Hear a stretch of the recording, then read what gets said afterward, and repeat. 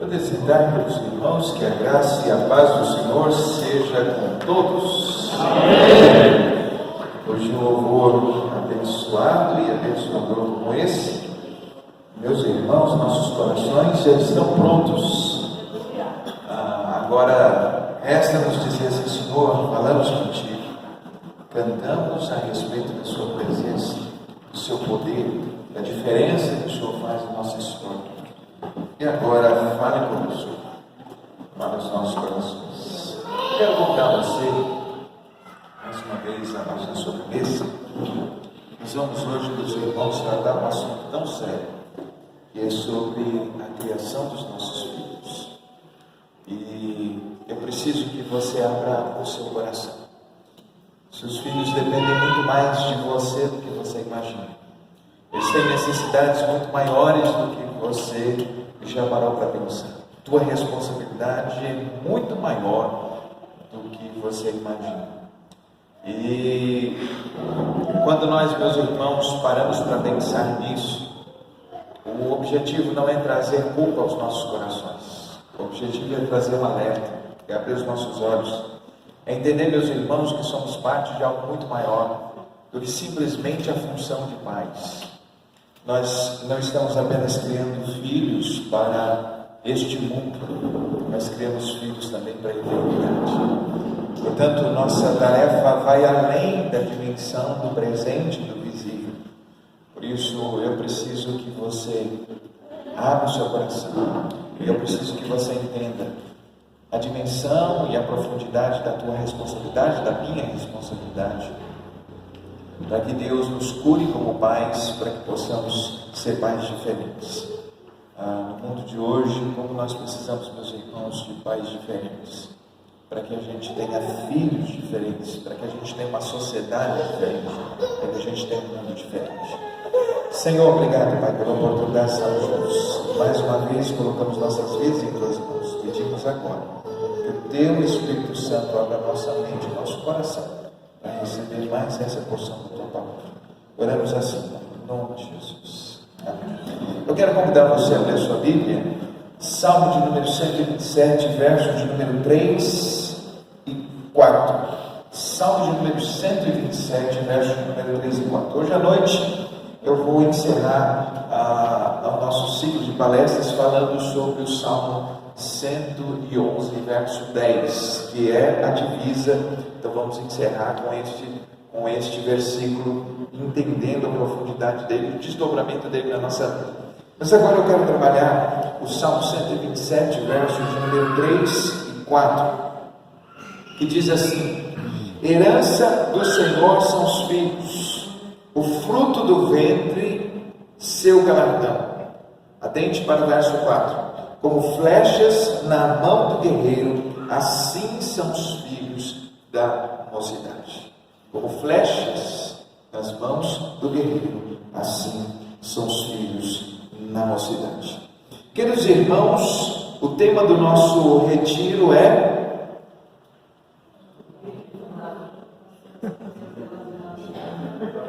qual é o tema do nosso retiro, gente?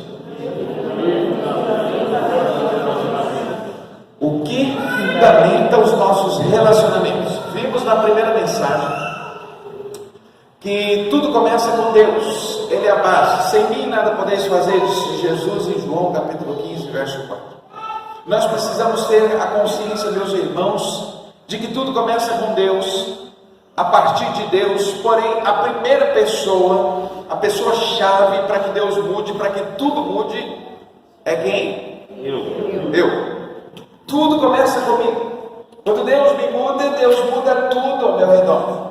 Depois vimos, meus irmãos, que nós construímos um casamento. Nós fundamentamos nosso casamento a partir do amor, e isso todo mundo já sabe. O que as pessoas não sabem é que o tipo de amor que sustenta o casamento não pode ser um sentimento. Não pode ser tão vulnerável e tão instável como o sentimento, porque o sentimento é assim. Ora estamos extremamente animados, ora estamos desanimados.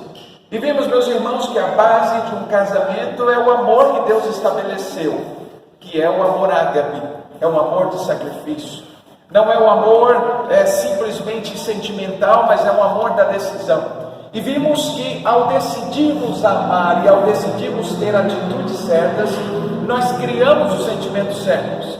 Vimos que os sentimentos, eles são capazes de produzir ação, mas as ações também criam sentimentos. De maneira que o amor ágape é a fonte de todos os outros amores. Hoje, meus irmãos, agora pela manhã, eu quero falar sobre a importância de entendermos os princípios que fundamentam nossa relação com os filhos. Mas antes de falarmos desses princípios, é interessante nós pensarmos que a maneira como criamos os nossos filhos, os valores e os princípios que passamos para eles, é que vão fazer a diferença entre que tipo de pessoas vão ser. Caráter, por exemplo, é criado dentro de casa. Os princípios e os valores que são construídos nos nossos filhos, mas também as misérias e as mazelas emocionais que internalizamos neles, eles também vão carregar para a vida.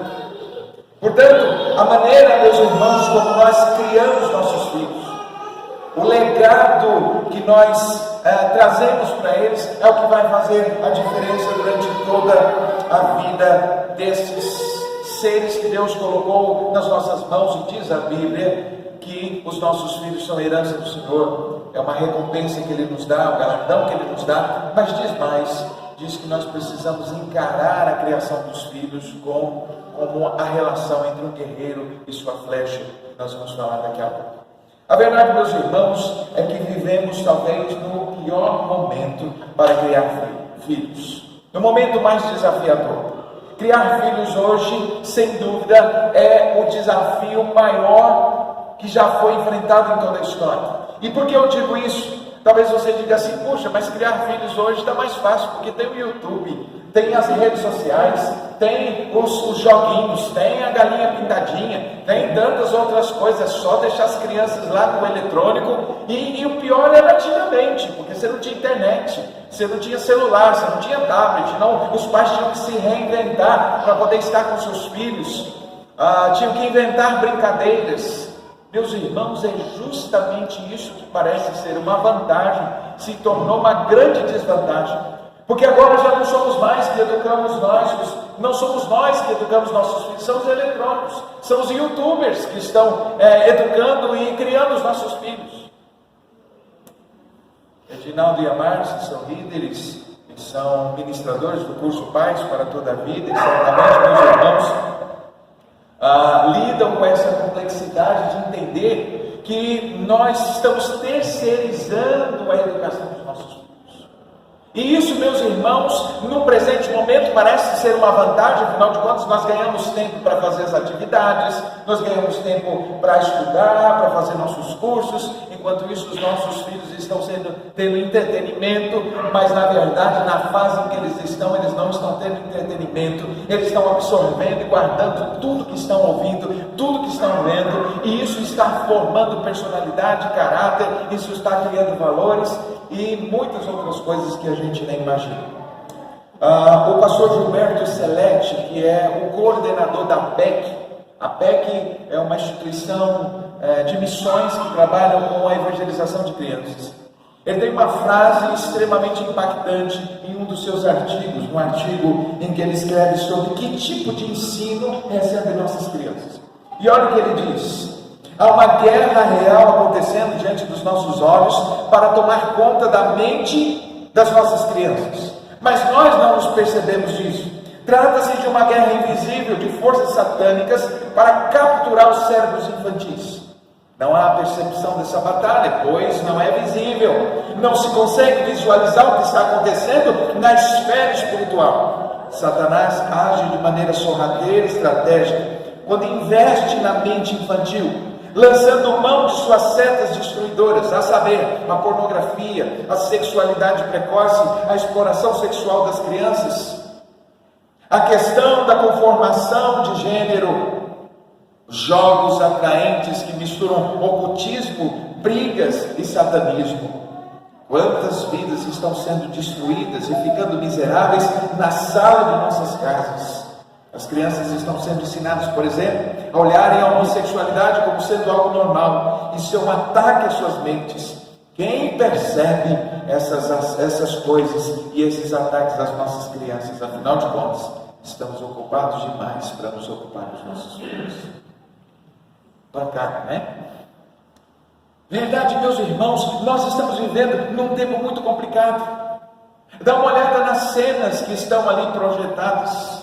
Esse é o mundo em que vivemos, é uma pequena parcela, confusão de papéis. Dentro de casa não se sabe mais quem manda, se são os filhos ou se são os pais. Não se sabe mais pelo comportamento quem é que tem autoridade sobre quem. Além disso, meus irmãos, os nossos filhos estão vendo coisas que a gente nem imagina. Portanto, nossa tarefa não é das mais fáceis, aliás, nossa tarefa é das mais difíceis. Entretanto, meus irmãos, o manual para a criação de filhos mais poderoso do universo está nas nossas mãos. E não foi um psicólogo famoso, nem um escritor famoso, nem um educador famoso que o escreveu. Foi o próprio Deus que instituiu a família, que escreveu o maior e mais perfeito e mais profundo de todos os manuais, que é a Escritura Sagrada. Portanto, sempre foi, é e será o nosso livro de cabeceira para criar os nossos filhos. Crie os nossos filhos debaixo do temor de Deus.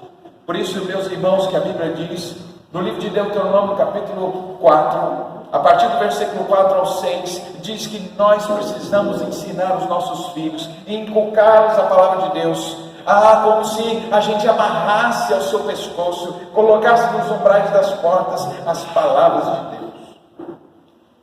A fim, meus irmãos, de criarmos filhos que sejam uma bênção. Eu fico pensando sobre essa responsabilidade de criar filhos. E talvez o grande erro ou a grande falha que todos nós cometemos é não percebermos, por exemplo, que para criarmos filhos nós precisamos atentar para 5 áreas diferentes. 5 áreas diferentes. A maioria de nós, muitas vezes, acaba concentrando demais na área física. Quando alguém diz assim, você cria bem os seus filhos, você diz assim, dá uma olhada no menino, ele estuda numa boa escola, ele tem um bom plano de saúde, olha como ele é bem cuidado, ele é alguém saudável, ele come bem, ele come na hora certa, olha como eu crio bem o meu filho. Nós muitas vezes, meus irmãos, trabalhamos, fazemos todo o possível para dar aquilo que materialmente nosso filho precisa. E nós somos iludidos pela sensação de achar que a única necessidade do nosso filho é a física. Então a gente provê as necessidades do menino. A gente leva no médico, a gente dá o melhor alimento que a gente pode oferecer, a gente cuida, a gente leva, a gente dá vacina, a gente protege, a gente cuida dos nossos filhos. O problema, meus irmãos, é que a dimensão física é apenas uma dessas dimensões. Nós precisamos perceber que sobre nossa responsabilidade está o cuidado integral dos nossos filhos, que envolve, além do físico, por exemplo, o emocional. Nossa responsabilidade é criar filhos emocionalmente saudáveis, que saibam gerir suas emoções, que não sejam carentes nem ignorantes quanto às suas emoções. Nossa responsabilidade é criar inteligência emocional dos nossos filhos, ensiná-los a lidar com frustrações, ensiná-los a lidar com não, por exemplo, porque a vida não é um mar de rosas. Quando eles saem das nossas casas, eles vão enfrentar rejeição, eles vão enfrentar bullying, eles vão enfrentar uma série de outras coisas. Precisam estar blindados emocionalmente. Não podem ir a esse mundo com buracos emocionais porque não se sentem amados, por exemplo. Meninas criadas dentro de casa, sem amor, são presas fáceis de homens chantageadores, de homens abusadores. Crianças, homens que são criados sem amor e sem afeto dentro de casa, vão para este mundo com o seu lado mais obscuro, com uma dessensibilização emocional tão grande, a ponto de ter dificuldade de dar carinho às suas futuras companheiras. Precisamos, meus irmãos, atentar para o emocional dos nossos filhos. Eles estão chorando, eles estão sofrendo diante dos nossos olhos, mas não atentamos. Não sentamos com eles para perguntar, por exemplo, filho, você está triste, o que é que está te aborrecendo? Precisamos cuidar do emocional dos nossos filhos. Mas também, meus irmãos, precisamos cuidar do relacional.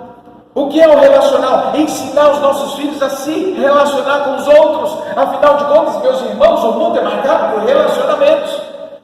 Hoje em dia, quem não sabe se relacionar não tem nem lugar no mercado. Foi-se o tempo que a inteligência intelectual, o QI, o quociente de inteligência, era o fator que diferenciava o bom profissional do não profissional. Hoje em dia não. Hoje em dia é a habilidade relacional. Os escritores da área de gestão humana diz que a habilidade de se relacionar é, sem dúvida alguma, a habilidade mais necessitada hoje nos ciclos profissionais. Saber lidar com as diferenças, saber se conhecer e conhecer o outro. Portanto, precisamos ensinar os nossos filhos a respeitar os mais velhos. Ensinar os nossos filhos como lidar com o sexo oposto. Se é uma menina, como tratar os homens. Se são homens, como tratar as mulheres. Tudo isso é aprendido dentro de casa. Portanto, a dimensão relacional. Nós somos coniventes demais com o comportamento dos nossos filhos. Ontem o pastor Edinaldo, foi tirar uma foto da gente. Nosso filho estava bem empurrado. E nós falamos com ele. O irmão veio tirar foto nossa aqui. E você foi tão deselegante, filho. Pois ele não conseguiu jantar direito. Ele ficou com o olho cheio de lágrimas. Enquanto ele não veio, falou, não foi, pastor Edinaldo? Ele veio com o olho cheio de lágrimas e falou, tio, desculpa, porque o senhor foi tirar uma foto com a gente. Eu prometo que eu vou estar ansioso da próxima vez que você for tirar uma foto, etc. Não foi? E nós tentamos dizer assim, não, filho, não precisa ficar desse jeito. Ele disse, pai, eu magoei aquele senhor. Eu fiquei pensando, meus irmãos, essa sensibilidade. A gente não pode dizer, é criança. É mal educado assim, mas é criança. É criança que está construindo uma educação. É agora que a gente tem que corrigir, porque depois, mais velho, quantos seres humanos, quantos homens e mulheres mal educados que não sabem lidar e respeitar com os outros. Tudo isso são valores dentro de casa.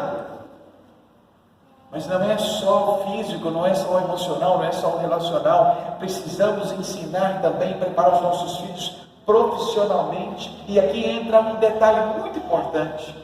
Deus nunca nos chamou para que os filhos pudessem viver nossos sonhos.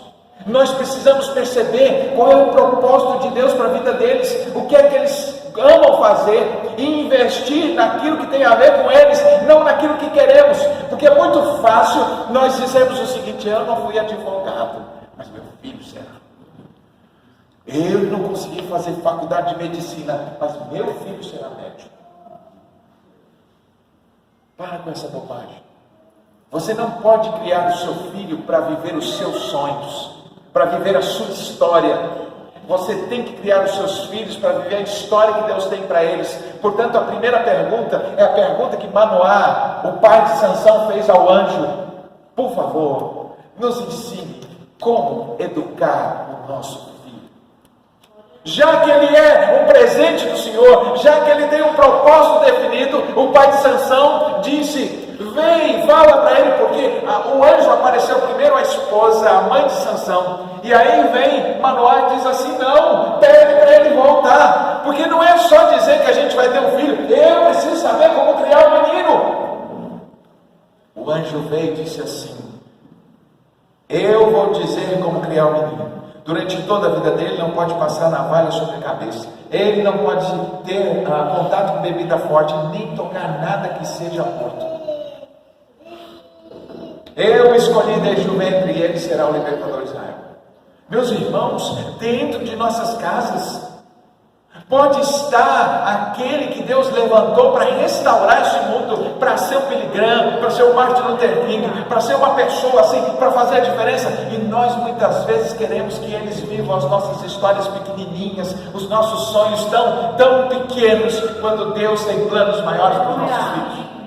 Portanto, prepará-los profissionalmente significa o seguinte, filho, o que é que esse menino gosta de fazer? O que é que ele faz com habilidade? Ele gosta de artes, então ele será o melhor artista. Ele gosta de números de pessoas, então ele vai ser a melhor dentro dessa área. Ele gosta de desenho, é isso que ele gosta de fazer, então ele será o melhor desenhista.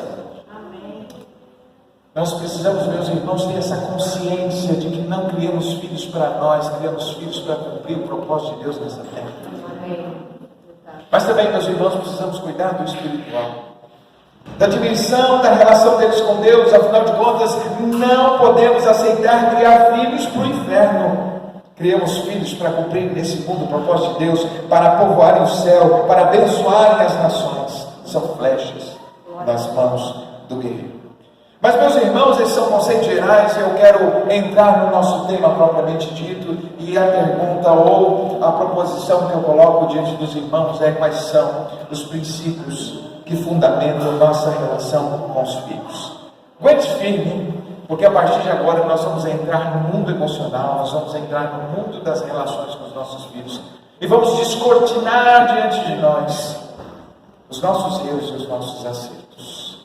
Vamos começar. Quais são os princípios que fundamentam a nossa relação com os nossos filhos? Eu separei, meus irmãos, se não me engano, 7 princípios que eu quero compartilhar com os irmãos, para que a gente possa entender o tamanho da nossa responsabilidade e em cada um deles o que a gente precisa fazer. Tá bom? Vamos começar. O princípio de número 1 é, vamos ler todos juntos: dar exemplo no lugar de apenas conselhos e ordens. O primeiro princípio, meus irmãos, é dar exemplo no lugar de apenas conselhos e ordens. Isso significa, meus irmãos, que na tarefa de pais nós educamos muito mais pelo exemplo do que pelas nossas palavras.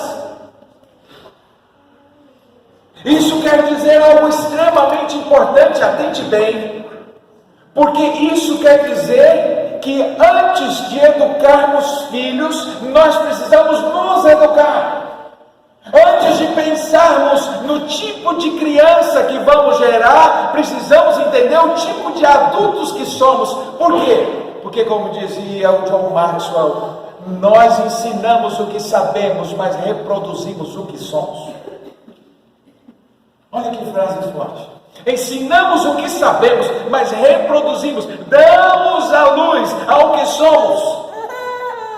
Isso quer dizer que antes de pensarmos em qualquer técnica para criar os nossos filhos, a pergunta é: que tipo de pai eu sou? Que tipo de mãe eu sou? Lembra que eu falei das 5 áreas? O emocional, o relacional, o físico, o profissional e o espiritual. Antes de nós entendermos que nossa responsabilidade é educar nossos filhos nessas áreas, a pergunta é: como você está nessas áreas? Número 1, como você está na questão física? Você é alguém que se alimenta bem? É alguém que faz exercício? É alguém que cuida da sua saúde? Porque não adianta dizer para o filho o que ele não pode comer se ele vê você comendo. Não adianta dizer para ele que você tem que cuidar da saúde se ele olha para o pai, não vê o pai e a mãe cuidando da saúde. Portanto, antes de trabalhar a dimensão física do filho, você precisa trabalhar a dimensão física sua, para que o filho diz assim: o meu pai come saudável. Esses dias, meus irmãos, essa semana mesmo, eu estava cozinhando os ovos pela manhã, para comer de manhã, e estava cozinhando os ovos e fiz pão com manteiga para o meu filho. Quando eu coloquei na mesa, ele olhou e disse assim: pai, por que o senhor está comendo saudável e me dá pão com manteiga e café de manhã? Ele gosta muito de ovo. Se deixar ele comer ovo todo dia, ele vai estar sentindo falta, porque ele não tem ovo. Até ia pedir lá na cantina para cozinhar um ovo. Mas, meus irmãos, aquela pergunta fez um estalo dentro de mim. Primeiro, porque ele está vendo. É como se ele dissesse assim: meu pai não está comendo isso, então por que ele está dando isso para mim? A gente diz assim: eu não como essas porcarias, mas essas porcarias são dadas aos filhos. O que não faz bem para você, não faz bem para os seus filhos. E mais, muitas vezes você diz para o seu filho assim: não faça isso. A pergunta primeira é: você faz isso? Me lembro, meus irmãos, de uma história de Mahatma Gandhi. O líder indiano, uma certa vez, um pai e uma mãe muito aflitos com uma criança muito rebelde, que comia muito doce, tiveram a brilhante ideia de conversar com Gandhi a respeito disso. O que poderia fazer para ensinar o filho a não comer doce? E aí então levaram a criança até o Gandhi e fizeram a seguinte pergunta: mestre, o nosso filho come muito açúcar, come muito doce. O que a gente pode fazer com ele? Diz a biografia de Gandhi, que Gandhi olhou para os pais, olhou para a criança e disse da seguinte forma: volte semana que vem. Não falou uma única palavra, apenas disse: volte a semana que vem. Não entenderam nada, pegaram a criança, foram, uma semana depois vieram, voltaram. Gandhi então recebe a criança, os pais, dá um conselho para ele sobre o que devia fazer. Os pais ouviram o conselho e se inculcaram com uma coisa. E disseram assim: mestre, se era isso aí que o senhor falou, por que o senhor não falou isso aí semana passada? Ao que Gandhi teria respondido: eu não disse isso semana passada, porque até semana passada eu também comi açúcar. Nós precisamos, meus irmãos, entender que nós educamos muito mais com o nosso exemplo do que com as nossas palavras. Veja, por exemplo, questão emocional. Como vamos criar filhos emocionalmente saudáveis se nós nos tratamos aos gritos? Se dentro de casa, toda hora o filho se depara com um descontrole emocional incrível, como é que vamos gerar filhos emocionalmente saudáveis se nós não somos? Como vamos ensinar eles a criar, a se relacionar com os outros, se eles presenciam a maneira como eu falo com a minha esposa, a maneira como a minha esposa fala comigo, desrespeitosamente? Como é que eu vou criar filhos que saibam se relacionar com o sexo oposto, se eles não têm isso dentro de casa? Meu pai fala com a minha mãe com brutalidade, minha mãe fala com o meu pai com brutalidade. Como é que a gente vai dizer para eles: trate bem a sua esposa quando você casar? Na dimensão espiritual, como é o seu relacionamento com Deus? Os seus filhos descreveriam você como alguém que ama o Senhor, como alguém que ama a palavra. O que é que você fala sobre a igreja dentro de casa? Qual é o comentário? Vive falando mal da igreja. Como quer que os filhos amem a igreja se da sua boca só saem palavras negativas sobre a igreja? Como quer que os filhos amem o Senhor se você não tem expressão de amor do Senhor? Eles não veem você orando, não veem você ler a Bíblia, não veem você fazendo culto. Sobre o trabalho, como dizer para eles que o trabalho não é a coisa mais importante, se eles quase não veem você por causa do trabalho? Você é um workaholic, você vive em função do trabalho. Como educar para as crianças a equilibrar bem a agenda, se sua agenda é totalmente desequilibrada?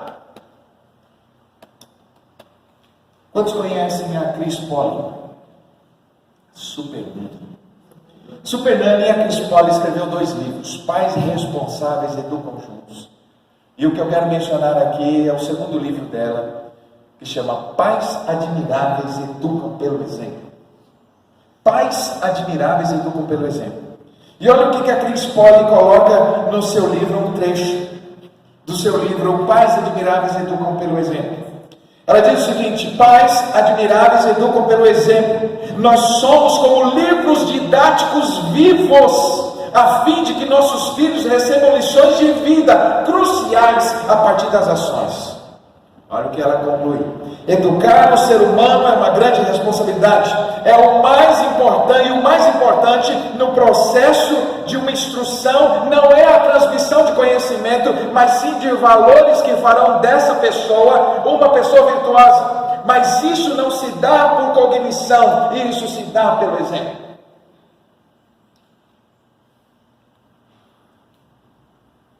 É por isso, meus irmãos, que pesquisas mostram que 75% dos jovens criados na igreja saem quando completam 18 anos. Pastor, por que 75% dos jovens e adolescentes saem da igreja quando completam 18 anos? Diz a pesquisa. Porque eles veem o abismo entre as supostas crenças dos pais e as suas ações e percebem que viveram uma hipocrisia e uma mentira. Nós precisamos, meus irmãos, ter essa consciência. Olha o que o doutor Augusto Cury diz no livro que fala sobre 20 regras para educar filhos e alunos. Tudo o que está arquivado na mente dos seus filhos não pode ser deletado. Olha o que ele diz.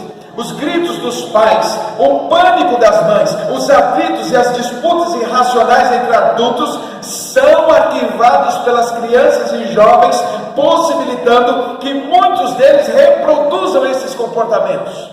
Ainda que os detestem, ainda que os abominem, eles transmitem para as novas gerações, não pela via genética, mas pela via comportamental. Ensinamos o que sabemos, mas reproduzimos o que somos. Qual é a primeira dica, pastor? O senhor como terapeuta, pastor, qual é a primeira dica para os pais? Seja um livro didático vivo para o seu filho. Antes de pensar em corrigir seu filho, corrija você mesmo. Antes de educá-lo pelas palavras, eduque em seu comportamento. Pense, como eu estou na área física, como eu estou na área emocional, como eu estou na área relacional, como eu estou na área espiritual, como eu estou na área profissional. Porque antes de fazer correções nos nossos filhos, precisamos corrigir coisas na nossa vida. Portanto, o primeiro princípio, meus irmãos, e sem dúvida alguma um dos mais importantes é: não dê ordens, não dê opiniões apenas, se concentre em ser exemplo para os seus filhos. Só o primeiro, gente. Vamos lá? Estão preparados? Sim. Hoje é dia de apanhar como gente grande. Se preparem, tá bom? Essa noite, separei um tempo com Deus para orar, porque eu falei: amanhã eu vou pegar pesado com todos nós. O Senhor me dê graça, para que eu fale com amor, mas para que saiamos daqui com esse temor debaixo do coração. Você não veio aqui para ouvir o que massageia o seu ego. Você veio ouvir aquilo que Deus preparou durante 2 anos para você. Amém? Amém? Então vamos lá. Princípio de número 2. Vamos ler todos juntos? Ser intencional no processo de educação dos seus filhos. Gente, o segundo princípio mais importante é ser intencional na criação dos nossos filhos. Veja que o texto diz, meus irmãos, como flechas nas mãos do guerreiro. Talvez o que você não saiba é que no mundo antigo, no mundo em que a escritura foi escrita, nesse contexto de Salmos, os guerreiros não recebiam as flechas prontas. Eles forjavam suas próprias flechas. E como é que faziam isso? Faziam isso com muito trabalho. Pegavam as varetas, esculpiam cada parte, percebia a questão de como elas estavam, testavam elas e percebiam porque eles sabiam que a vida deles dependia daquelas flechas. Se as flechas estivessem tortas, se as flechas não estivessem bem alinhadas, elas jamais atingiriam o alvo. Portanto, antes de começar a trabalhar com as flechas, eles tinham em mente uma imagem do que eles queriam quando começavam a mexer naquelas flechas. Dr. Stephen Covey escreveu um dos livros mais extraordinários, hoje é um best-seller mundial. O livro é Os 7 Hábitos de Pessoas Altamente Eficazes. E um desses hábitos é o hábito seguinte: comece com o objetivo em mente. Qualquer coisa que você vá fazer na vida, a pergunta que você deve fazer é: o que eu quero com isso? Qual é o meu alvo? Qual é o meu objetivo? É como a história de 2 pedreiros que estavam construindo a catedral, levantando um muro para uma catedral. E aí, um dos engenheiros chegou para o pedreiro e disse assim, ele não o conhecia, e disse assim: o que é que o senhor está fazendo, meu senhor? Ao que o pedreiro número 1 diz: eu estou levantando um muro de tijolos. Muito bem. Perguntou para o segundo: o que é que você está fazendo? Ao que o segundo pedreiro disse assim: Senhor, eu estou construindo uma catedral. Há uma diferença entre o primeiro e o segundo, sim ou não? Sim, porque o primeiro está concentrado na tarefa, o segundo está concentrado no algo maior, no objetivo maior. Eu sou parte de algo muito maior, eu não estou apenas levantando o muro, eu estou construindo uma catedral. Nós não estamos apenas educando os nossos filhos, passando tempo com eles, até eles completarem 18, 20 e ir embora. Nós estamos esculpindo alguém que pode fazer diferença nesse mundo. Comece com objetivo em mente. Isso quer dizer o seguinte: isso quer dizer que antes de qualquer coisa, crie na sua mente uma imagem. Qual é o tipo de ser humano que você quer entregar para esse mundo? Aliás, Mário Sérgio Cortella disse certa vez que o mundo que vamos deixar para os nossos filhos depende dos filhos que vamos entregar para esse mundo. Comece com o objetivo em mente. Quando você pensa lá na frente, que tipo de marido você quer que seu filho seja? Que tipo de adulto você quer que ele seja? Que tipo de ser humano você quer que ele seja? Veja essa imagem, construa essa imagem na mente. Que tipo de servo do Senhor você quer que ele seja? E a partir dessa imagem, com essa imagem em mente, volte para ele pequenininho e comece a esculpir essa pessoa. Comece a tratar, tendo esse fim em mente. Isso, meus irmãos, talvez seja o grande segredo da criação dos filhos. Olhe lá na frente, que tipo de ser humano você quer construir, e comece a partir de agora, com essa imagem em mente, a ajustar intencionalmente cada ação de educação do seu filho. Ser intencional, meus irmãos, é isso. Nós não podemos simplesmente passar tempo com os nossos filhos. Nós precisamos entender: eu estou corrigindo ele porque eu quero que no futuro ele seja assim. Eu estou ensinando ele a comer bem porque eu quero que ele tenha saúde no futuro. O escritor e historiador israelense Noah Harari escreveu 2 livros. Um é o Homo Deus. Aliás, escreveu 3 livros. Mas o primeiro deles, o Homo Deus, ele traz uma pesquisa muito estarrecedora. Ele diz o seguinte: no mundo de hoje que estamos vivendo, a obesidade está matando mais do que a fome.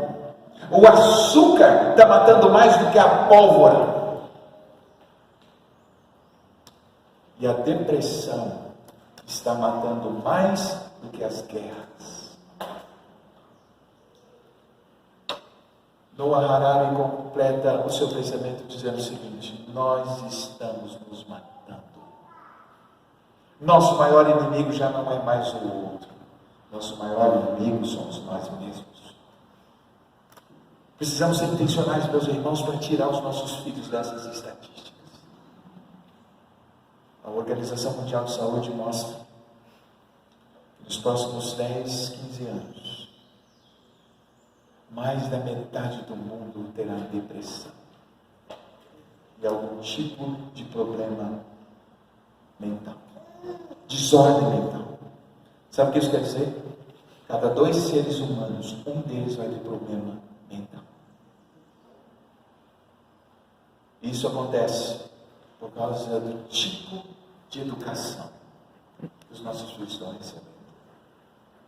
Vão ser incapazes de lidar com suas emoções. Nós lidamos o tempo todo, meus irmãos, evitando os nossos filhos se sentirem frustrados. Numa viagem, eles estão com tédio e a gente enche eles de eletrônico. Eles não podem ter 1 minuto de tédio. O primeiro tédio que eles tiverem na vida, eles se informam. Porque eles não têm estrutura emocional para lidar com isso. Eles não desenvolveram as emoções para lidar com o não. Seja intencional na criação. O que é que você está fazendo?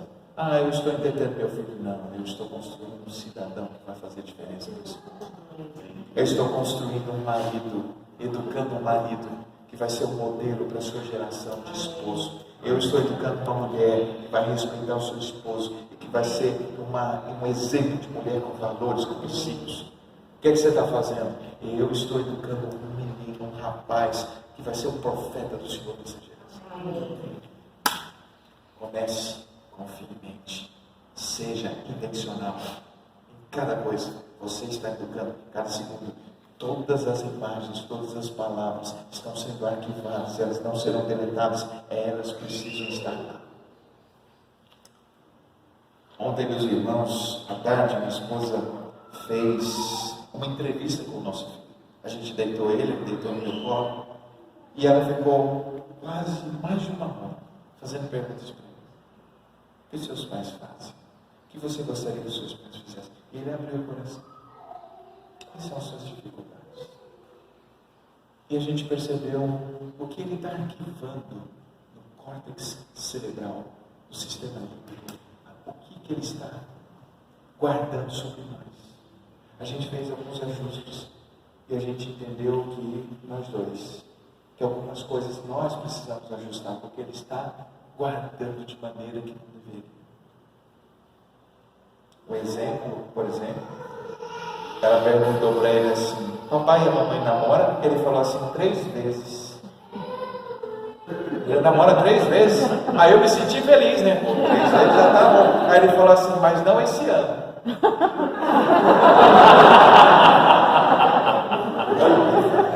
Não foi isso? Ele falou: vocês namoram 3 vezes. Namoraram 3 vezes, mas não esse ano. Aí eu fiquei preocupado, falei: meu Deus do céu. Falei: mas que história é essa? Aí ele falou assim: não. Aí minha esposa, graças a Deus por ela, aí minha esposa falou assim: ué, seu pai e sua mãe não namoram? Aí ele falou assim: não, que eu vi, foram 3 vezes. Ou seja, em 3 momentos a gente esqueceu a porta sem estar trancada, ele veio com tudo e viu. Aí ele quis dizer isso. Foi isso. Aí ela falou assim: e o papai e a mamãe faz o que quando vai namorar? Tranca a porta. Ela corrigiu. Precisamos, meus irmãos, ser intencionais, ver o que está sendo arquivado, porque afinal de contas, eles vêm ao mundo como uma memória em branco. Tudo está sendo arquivado. Cada semblante, cada olhar, cada palavra, cada gesto, cada expressão facial, tudo isso está sendo arquivado. Como diz o Augusto Nunes, estão sendo construídas janelas, algumas lights, outras killers. Light significa janelas de luz, killer, janelas de morte, que ao serem acessadas, são redimensionadas e se tornam cada vez maiores, gerando traumas emocionais.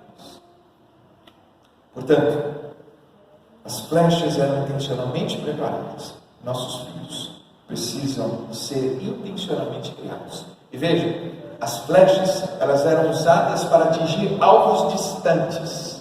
Porque na luta corporal não se usava flecha, se usava espada. Isso significa que os filhos não são criados para serem cópias nossas, mas para serem homens e mulheres melhores e irem mais longe do que todos nós fomos em todos os sentidos. Essa é a intenção. A intenção é criar filho que vá mais longe do que eu fui, que atinja o alvo mais distante da onde eu estou. É a ideia de que intencionalmente eu vou criar um ser humano melhor do que eu fui.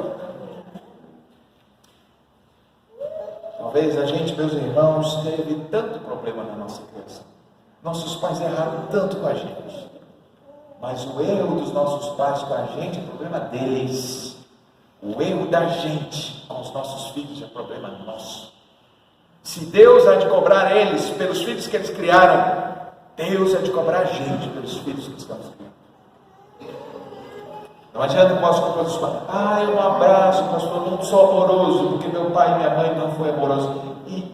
E isso significa, sabe o quê? Você sabe o que é ser criado sem amor. Você sabe o que é não ter um sorriso, um abraço do pai. E você sabe o quanto isso foi doloroso para você. E agora você está fazendo isso com seus filhos.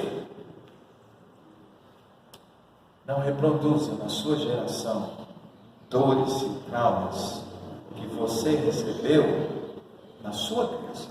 Não reproduza na próxima geração essas coisas. Pelo contrário, você tem as marcas. Então proteja os seus filhos. Eu não tive um pai presente, mas meu filho vai ter. Eu não tive um pai amoroso, mas o meu filho terá. Eu não tive um pai e uma mãe que estiveram ao meu lado, me dando força, me elogiando, me dando autoestima, mas assim serei com meu filho.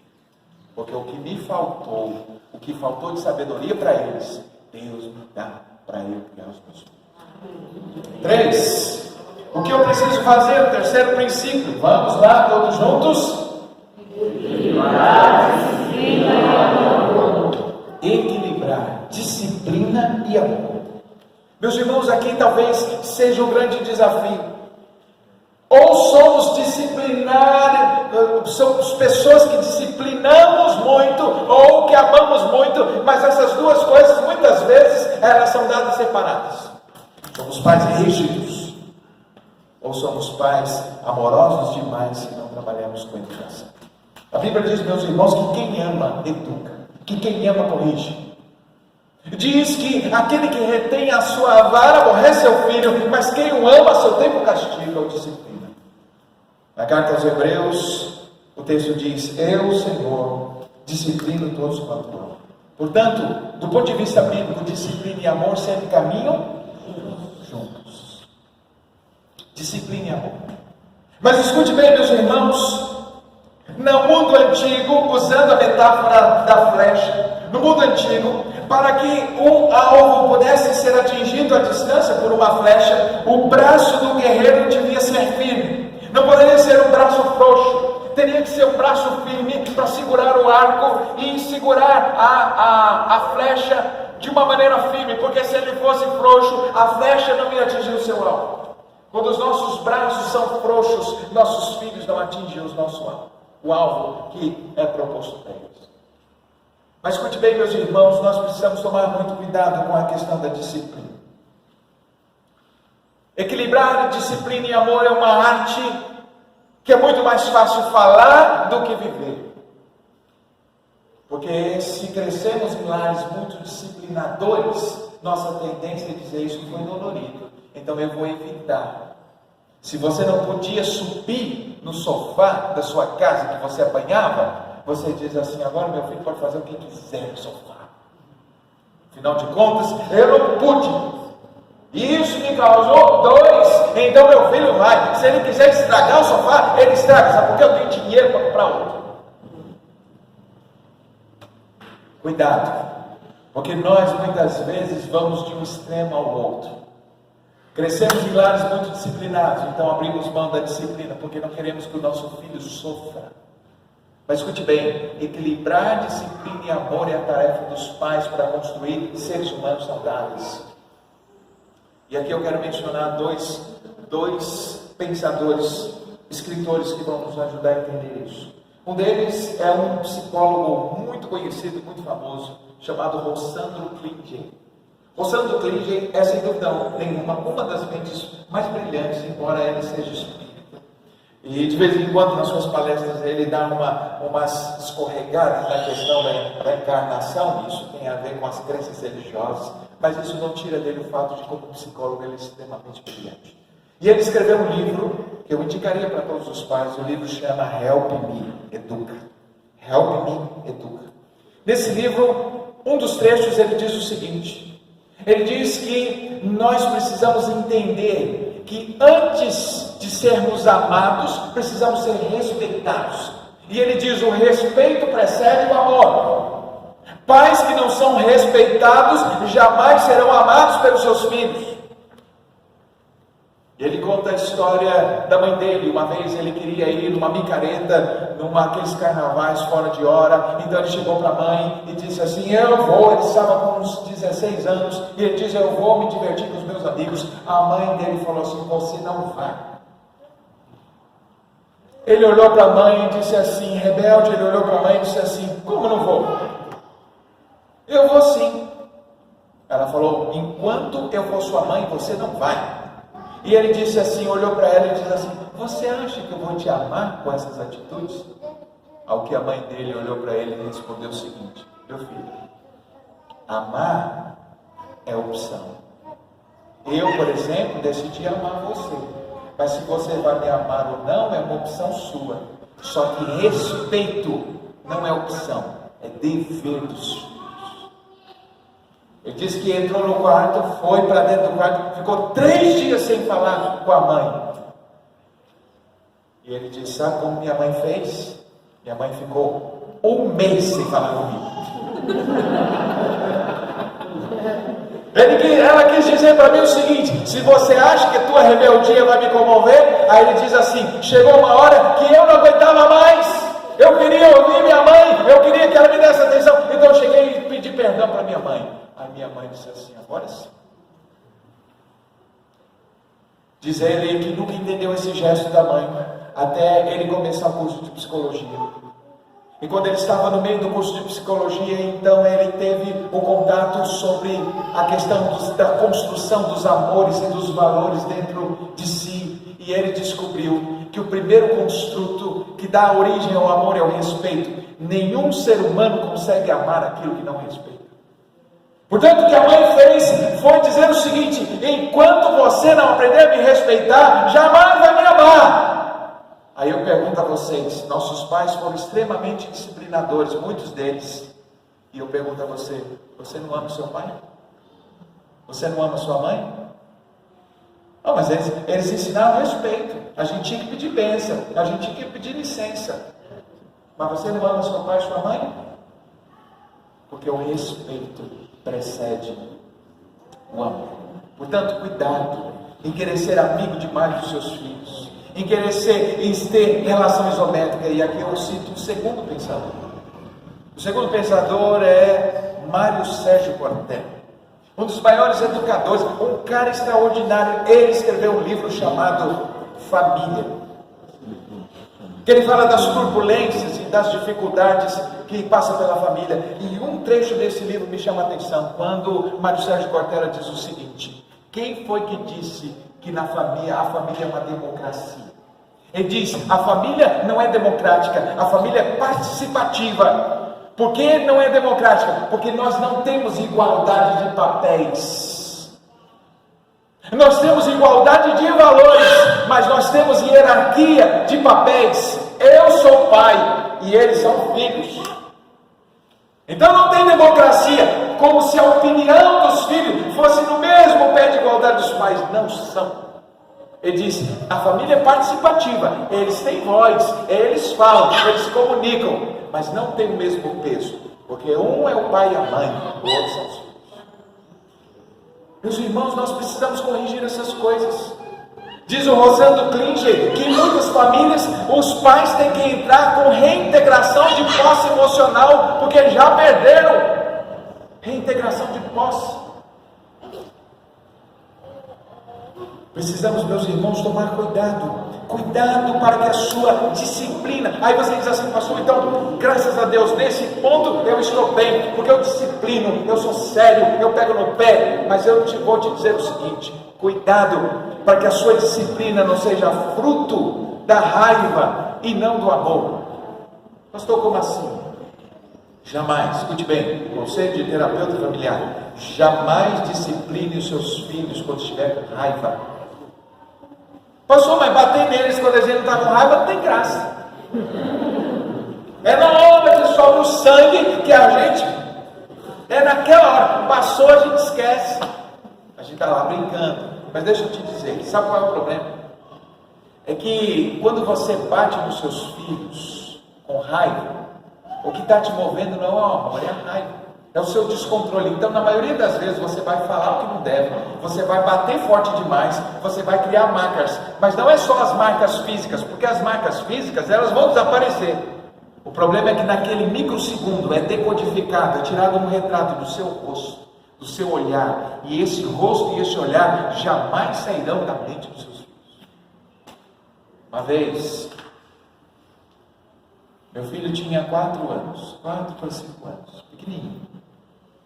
Ele foi ao banheiro e pegou um produto que eu tinha acabado de comprar, paguei caro, e encheu de água, e era um pó, encheu de água.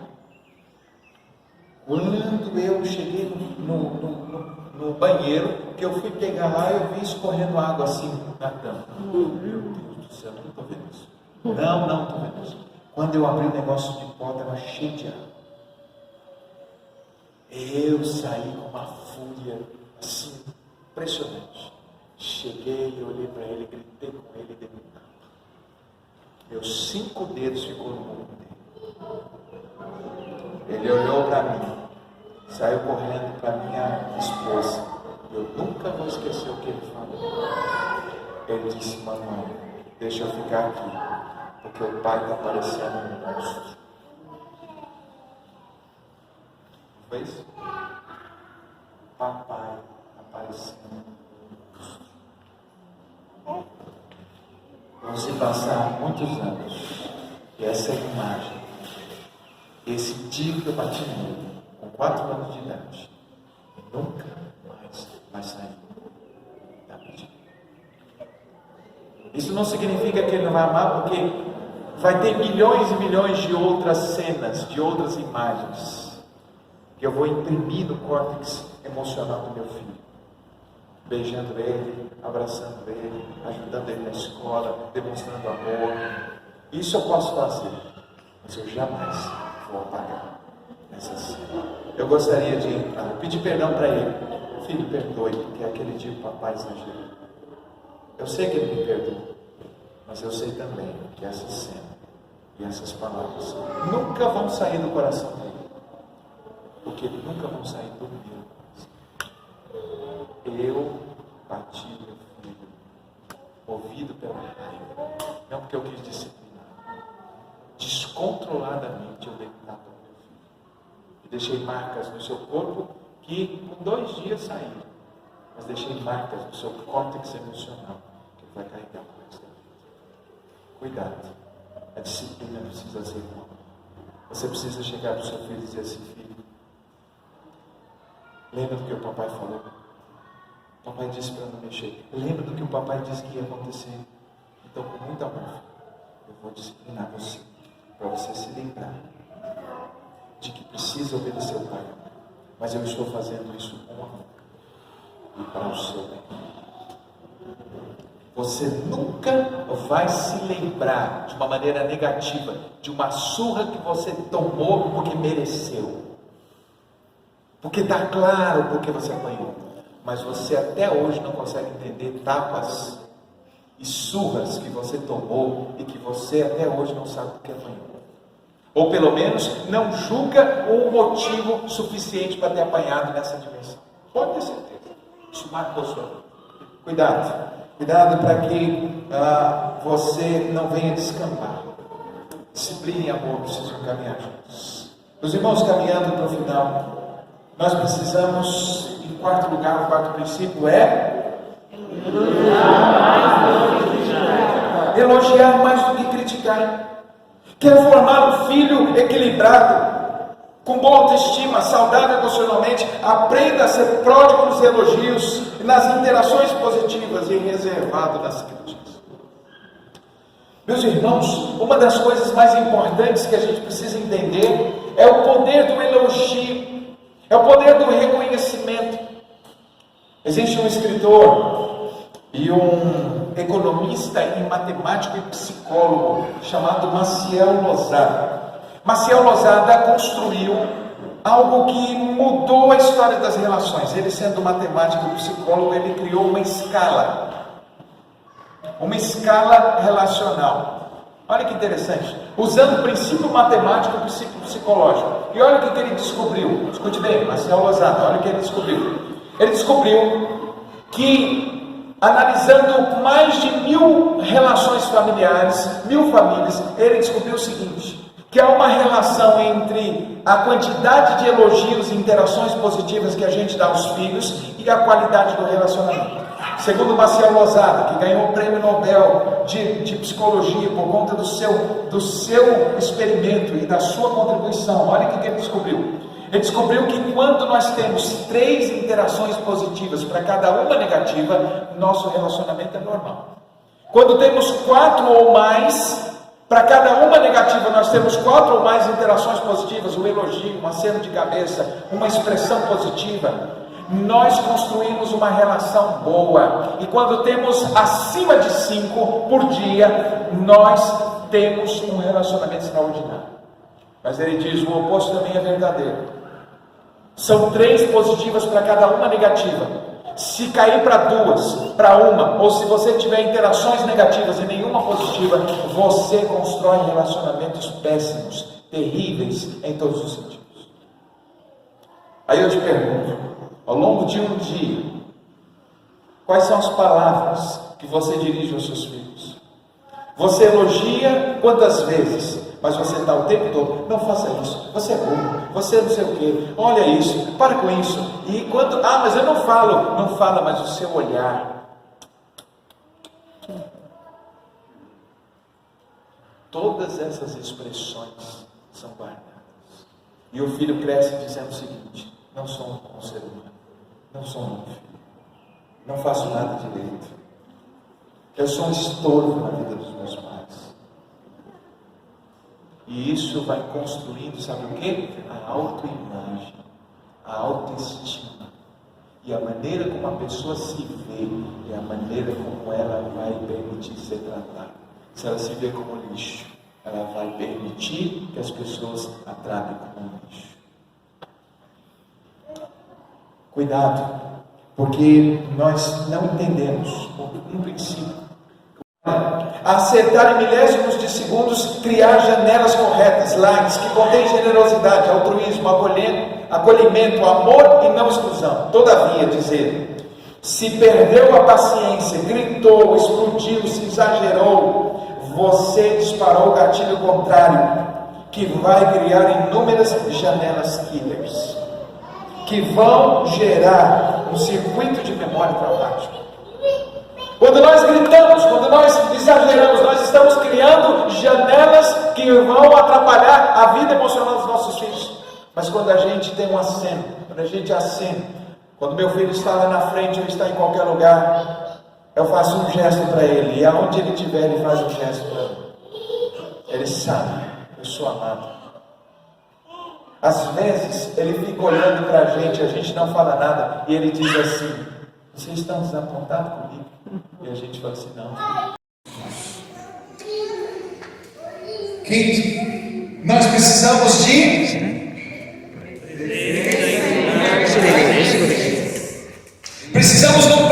presença no lugar de presentes. Meus irmãos, muitas vezes nós queremos compensar a nossa ausência com coisas.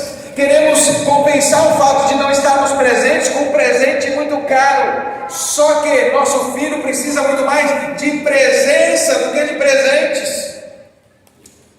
Dr. Kevin Lehman escreveu um livro chamado É Seu Filho e Não Hamster. É o título do livro. É doido, mas é isso aí. É seu filho e não hamster. E nesse livro o Dr. Kevin Lehman escreve o seguinte: que nós precisamos entender que o nosso filho, ele não entende a diferença de quantidade e qualidade. Olha o conceito do Dr. Kevin Lehman. Ele diz o seguinte: imagine você, nós adultos, chegando num restaurante muito chique, muito gostoso, muito caro, e aí de repente vem alguém e pega aquela comida mais deliciosa e coloca uma colher para a gente, uma colher só no prato. Aí você vai, come aquela colher especial, aquele gosto maravilhoso, você come. E aí eu pergunto para você: quem de nós fica satisfeito com uma colher de uma comida gostosa? Aí você diz assim: não, peraí, o que foi isso aqui? Isso aqui? É só isso aqui? Aí vem o garçom e diz para você: meu senhor, aqui é qualidade, não quantidade. Você vai ouvir isso e vai sair do restaurante dizendo assim: incrível esse lugar, vou voltar aqui várias vezes. Afinal de contas, olha o conceito, pastor Edinaldo, pastora Márcia: qualidade, não quantidade. Meus irmãos, se nós não toleramos esse negócio de quantidade sem qualidade, ou de qualidade sem quantidade, imagine os nossos filhos que sequer sabem essas coisas. Eles não entendem porque o pai não está presente. Mas meu filho ficou contente porque eu dei um PlayStation, porque eu dei um iPhone, porque eu dei um brinquedo mais atual para ele. Deixa eu te dizer, diz o Dr. Augusto Cury, quando fala a respeito da criação de filhos, ele diz o seguinte: quando substituímos presença por presentes, nós criamos mendigos emocionais que jamais se contentarão com as coisas, eles terão que ter muita coisa para sentir migalhas de prazer. Forte, né? Porque ele diz o seguinte: nós precisamos dar ao nosso filho o que o dinheiro não pode comprar, que é o quê? É a nossa presença, são as nossas experiências, é a nossa história, gente. Mas como vamos entregar os nossos filhos a gente se a gente nunca está disponível? A gente nunca está presente. A gente está sempre ausente, sempre desculpas. Aí você diz assim: pastor, graças a Deus eu sou um pai presente. Deixa eu te dizer uma coisa: quando você está em casa, você está presente de verdade? Ou você está presente, mas sua atenção está na televisão, está no livro, está no curso, está em outras coisas? Às vezes você está presente fisicamente, mas sua mente, seu coração, sua atenção está em outro lugar. Seu filho está ali brincando de maneira invisível, porque sua atenção está na novela, está na série, está em outro lugar. Cuidado, presença no lugar de presentes. Do contrário, criaremos mendigos emocionais, pessoas que irão ir para esse mundo com buracos na sua alma. Penúltimo, precisamos, vamos lá, aliás, último, pulou um, né? Pulou um, pulou ao 5, né? Beleza, o 5 não está aí, mas o 5 está aqui. Pastor, qual é o 5? Vamos repetir. O 5 é o seguinte: comunique amor e não apenas sinta. Vamos lá? Comunique amor e não apenas sinta. Comunique amor e não apenas sinta. Aí você diz assim: pastor, não entendi nada. Deixa eu te explicar. Qual é o pai e a mãe aqui que ama o seu filho? Quantos aqui amam os seus filhos? Ama, mas ama de verdade. Ama mesmo. Ama. Que seria capaz, quem aqui seria capaz de sofrer no lugar do filho? Quem aqui seria capaz, se pudesse escolher uma doença entre o filho ter essa doença e você, quem gostaria que fosse na gente?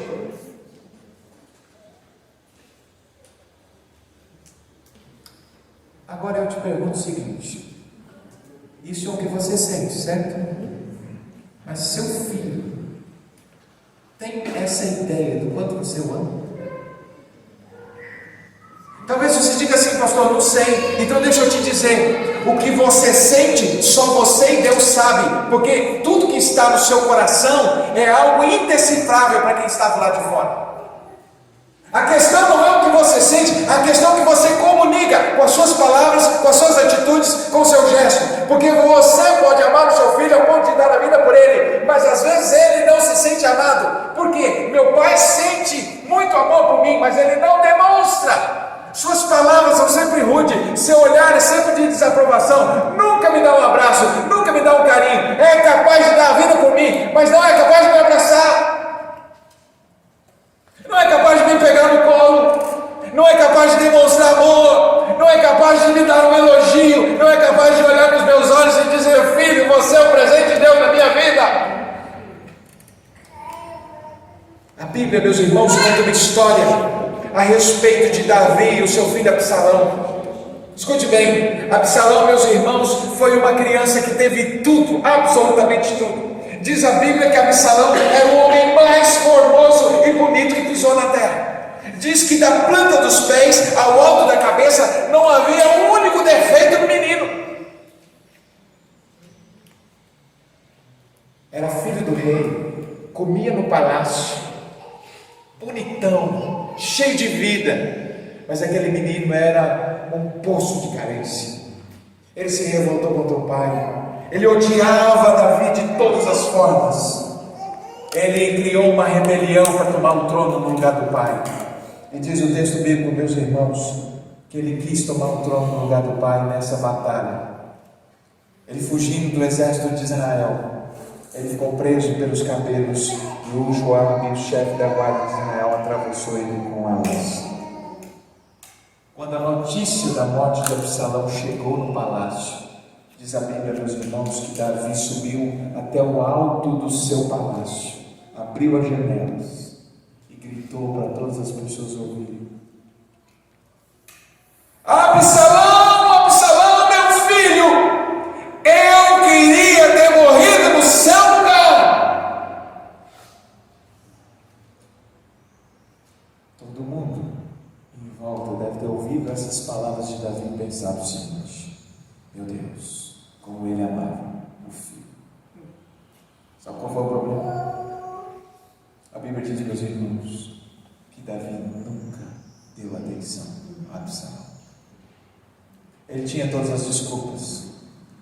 É um rei tanto ocupado, mas aquele menino cresceu sem saber que o pai o amava. E quando morreu diante do corpo do filho, a Davi demonstrou amor, mas já era tarde demais. Não economize declarações de amor aos seus filhos. Demonstre para eles. Afinal de contas, eles não sabem o que você sente. Eles só sabem o que você diz, o que você fala, o que você demonstra. Comunique amor e não apenas sim. E por fim, gente, compartilhe o Evangelho com seus filhos. Escute bem o que eu vou dizer.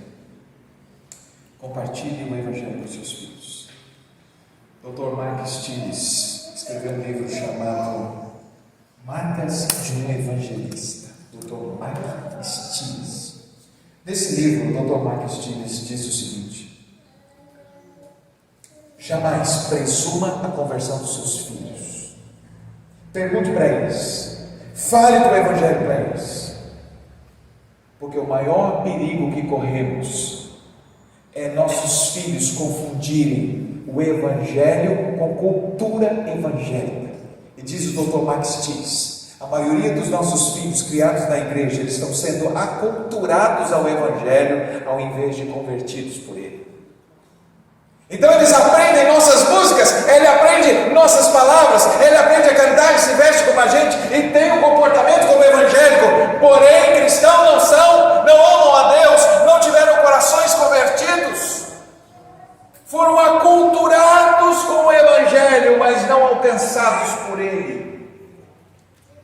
Diz Dr. Mark Stiles, nós precisamos pregar o Evangelho.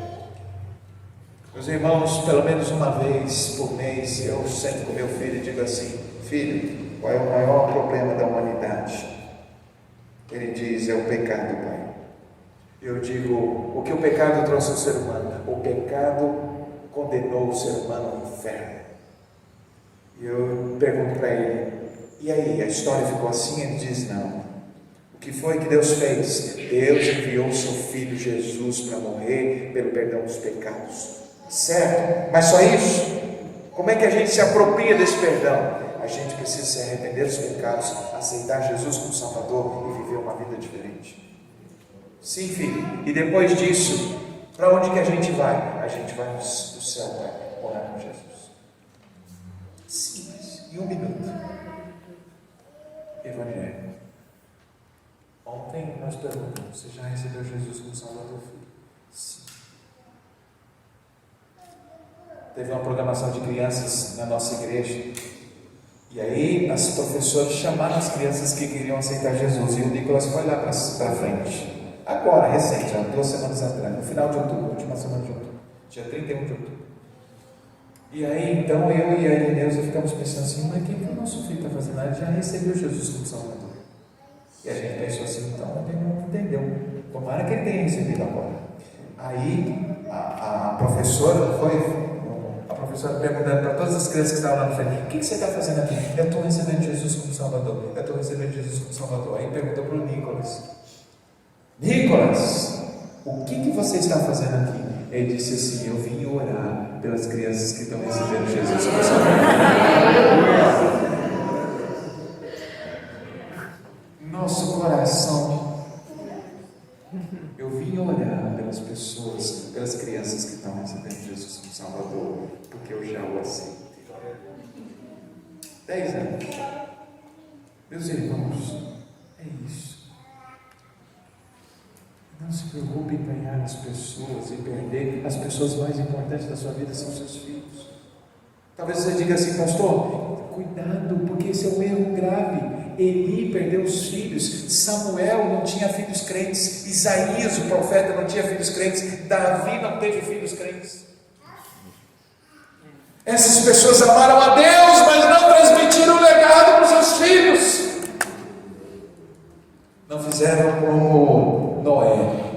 Noé foi o pregador mais sem sucesso de todos, do ponto de vista humano. Passou 120 anos pregando e só sua família entrou na arca. Mas há outras pessoas, meus irmãos, que diferente de Noé, ganham o mundo inteiro e perde a sua família. Que ao menos você e sua família entrem na arca da salvação. Nossos filhos são herança do Senhor, presentes que Ele nos dá. Eu quero terminar, meus irmãos, com essa frase. Vamos ler todos juntos para encerrar? Vamos lá?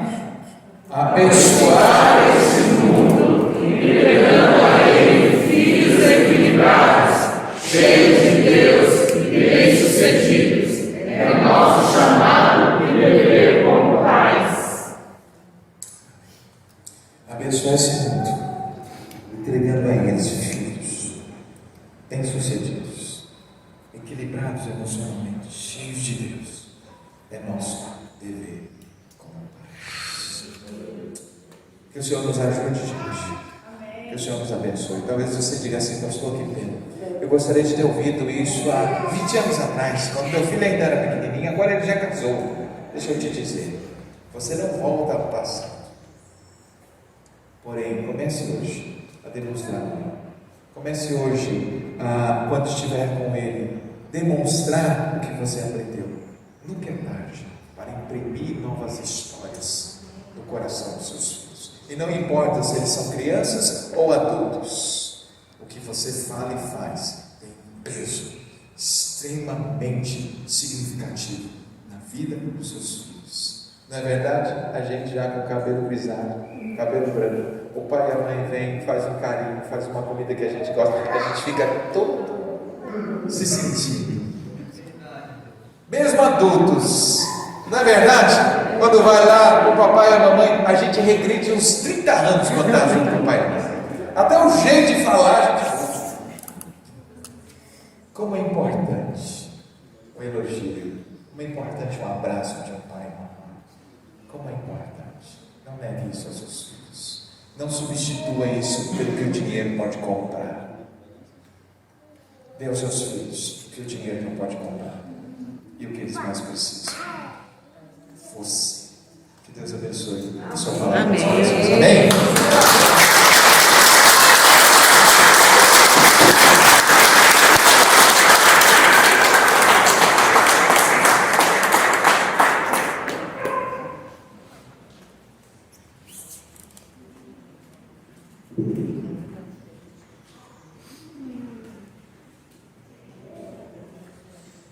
Vou deixar uma indicação aqui, ó.